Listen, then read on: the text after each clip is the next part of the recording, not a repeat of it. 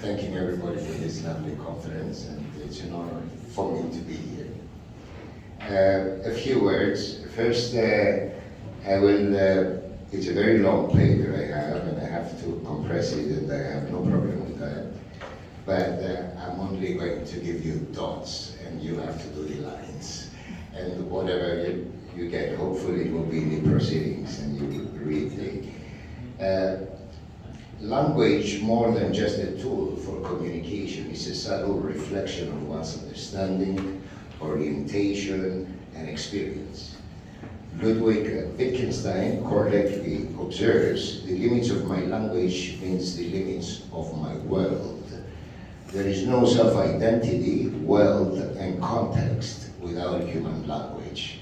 I will let you think that through, how that would relate with, let's say, artificial intelligence.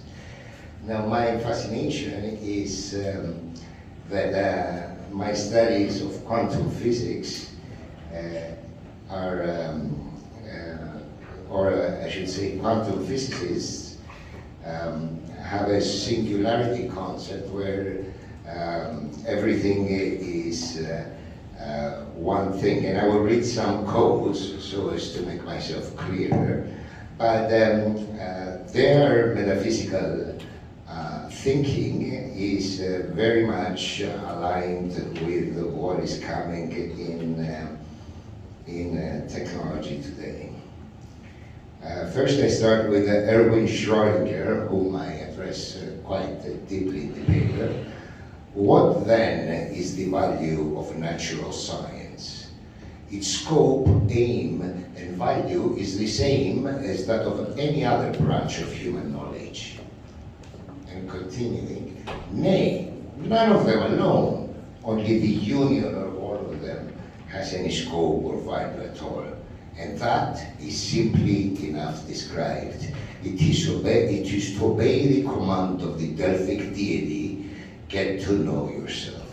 Or to put it in the brief, impressive rhetoric of Plotinus, and we, who are we, anyhow? And that translates, who are we really? Each person, says Plotinus now, is himself, and yet is identified with what is all. So by knowing himself, he knows all, and by knowing all, he knows himself. And Immanuel Kant, in any case, it is not so easy to know oneself. And Albert Einstein, everyone seriously involved in the pursuit of science becomes convinced that the spirit is manifest in the laws of the universe. A spirit vastly superior to that of man, and one in the face of which we, with our modest powers, must feel humble. In this way, the pursuit of science leads to a religious feeling of a special sort, which is indeed quite different from the religiosity of someone more naive. And Max Planck, just to give you the idea of this metaphysics, ontological metaphysics, Max Planck, I can tell you there is no matter as such. All matter originates and exists because a force brings the particle of an atom to vibration and holds this most minute solar system of the atom together. We must assume that behind this force is the existence of a conscious and intelligent spirit. This spirit is the matrix of all matter. And I would just very, very briefly read you a few sentences from Schrödinger's philosophy, which is mystical philosophy, Schrödinger physics, and Plotinus' science of religion.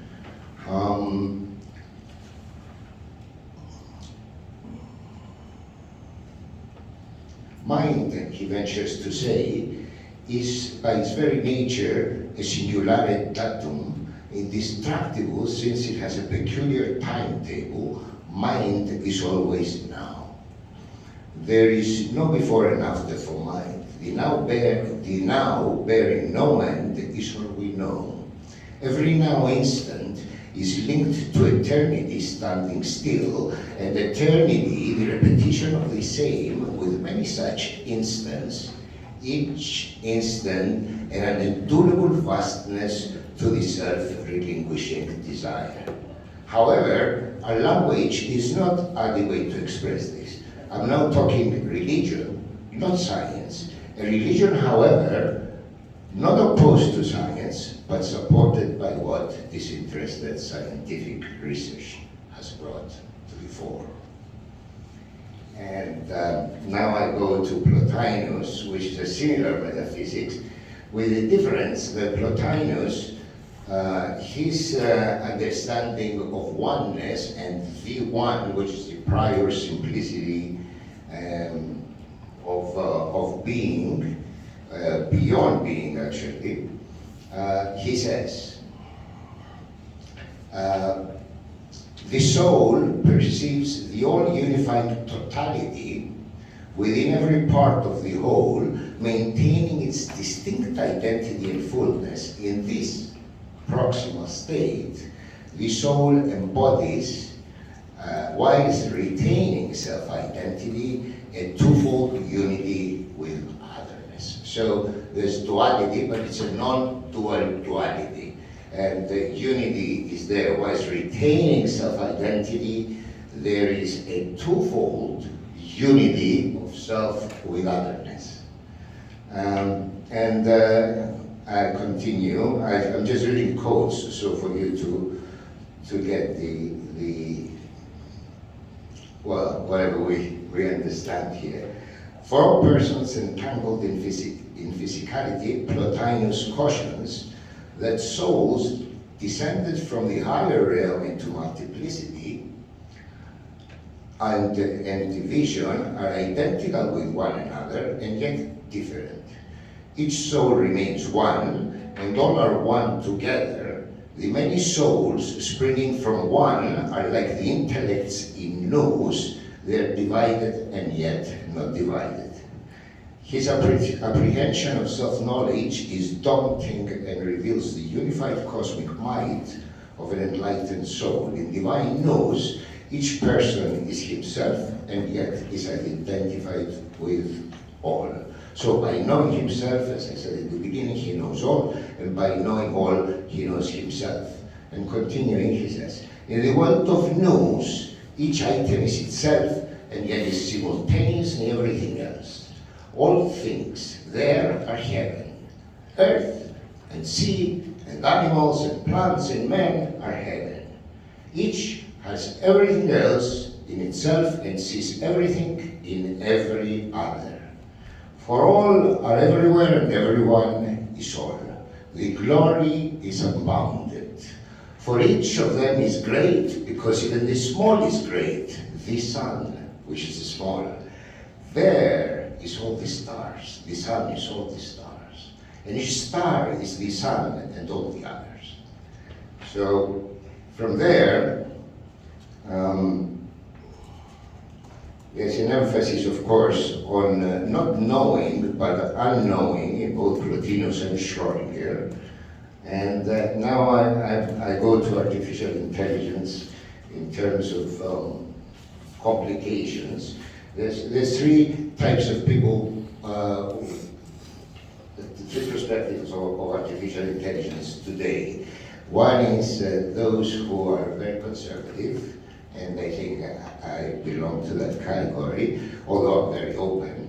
And the second is people in the middle, and then there's accelerators who want it because of profit, because of the market, and so on.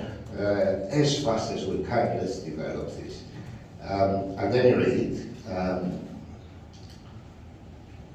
most importantly, and then I have to say the same kind of metaphysics goes into Rudolf Otto's Mysterium Tremendum Fascinas, which is a cyclical vision of history. That's how science is going. It eschews or rejects all ontological, eschatological thinking. All eschatology is eschewed, whereas the sacred, whether it's non-theistic or theistic, there's no religion without the sacred, so it's more inclusive. Most importantly, the sacred often involves engagement with terms like the ineffable, divine, totality, silence, God, non-dualism, formlessness, spirit, love, being, presence, and the void. This idea is that they transcend ordinary comprehension, and their manifest presence in human experience enhances and transforms context, accentuating emotional sensitivities, cognitive clarity, imagination, rational acumen, regenerating and rejuvenating body and mind. AI has an inability to understand truly. AI's inability to transcend this programming, architecture, and data constraints limits its ability to engage with these profound aspects of the sacred, including embodied biological sensitivities and prowess. Terms and signified realities like transcendence, free will, love, eros for knowledge, freedom, prompt philosophical, metaphysical, religious, ethical, and existential reflections that behoove AI technologies. They remain a domain intimately tied to the human experience of the sacred beyond the ken of so-called super-intelligent technologies. AI systems, which operate based on algorithms and data, lack the capacity for such reflective and reflexive thought, as they lack the agency, imagination, and experiential insight ever to comprehend the process of human self-identity, let alone self-knowledge and the being of holy otherness. All right. Ultimately, therefore, AI poses potential dangers as it cannot understand personal experience, human sensitivities, imagination, intelligence, quests, visions, and ultimate concerns and intentionalities. It cannot comprehend Homo humanus, let alone Homo scientificus, Homo technicus, Homo symbolicus, Homo artisticus, and more so Homo philosophicus and Homo religiosus.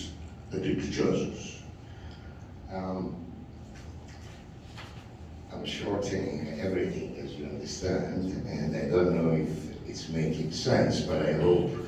I will read the last. I didn't explain the metaphysics part very well, but it doesn't matter.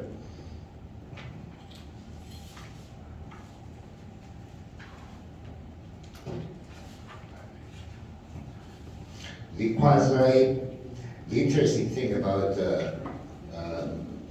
Rudolf Otto's Mysterium Instrumentum and Fascinas is that there's a kind of religious excitement about AI in society, similar to that of a religious experience, although it is not that.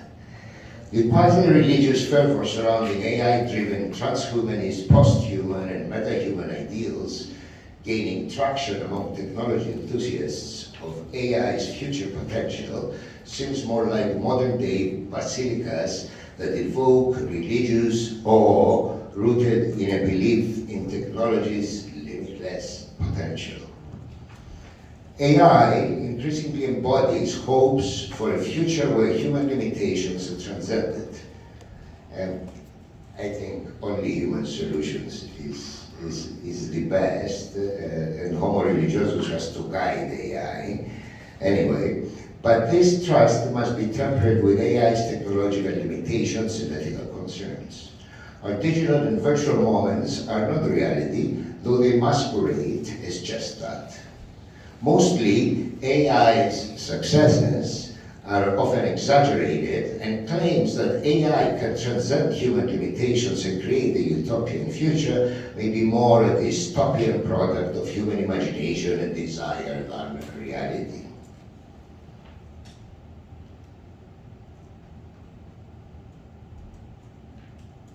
All right. Therefore,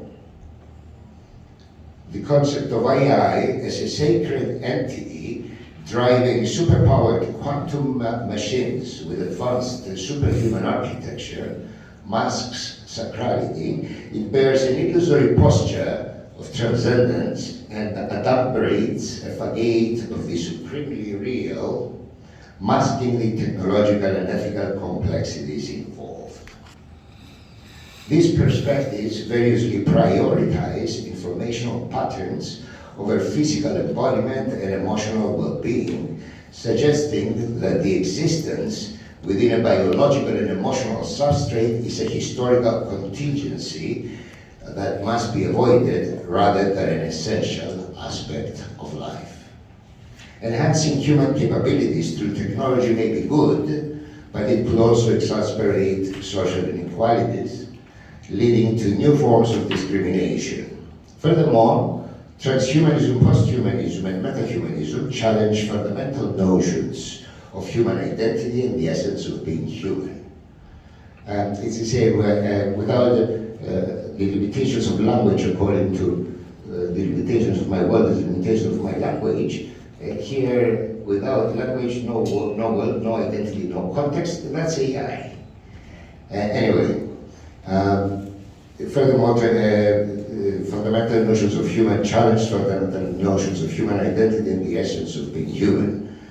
And I think this is very important. Francis Fukuyama, very, very early in 2002, warns that the paramount concern emanating from modern biotechnology lies in the potential for reshaping human nature, thereby propelling humanity into a forthcoming era characterized by a post-human phase in the annals of history. What is neither are thoughtful and responsible human solutions. The perception of AI as a new sacred entity driving high-tech architecture enthusiasts to envision and promote transhumanism, metahumans, and posthumanity is both a powerful narrative and a potential illusion. While AI technologies offer exciting possibilities, it is important to critically examine these narratives and address the ethical challenges they present as we navigate the future.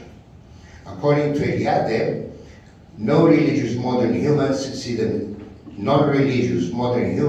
themselves only as the subject and the agent of history, refusing all appeal to transcendence.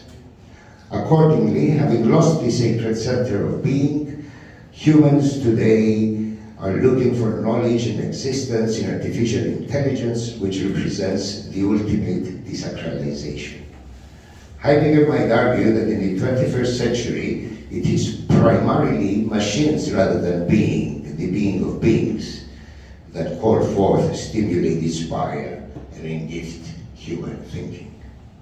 The modern fascination, bordering veneration of AI historical attitudes towards sacred entities has led David Noble, who wrote The Religion of Technology, the Divinity of Man and the Spirit of Invention, to observe that technology and religion have always interacted, and variously, modern technology expresses the ancient religious search for transcendence.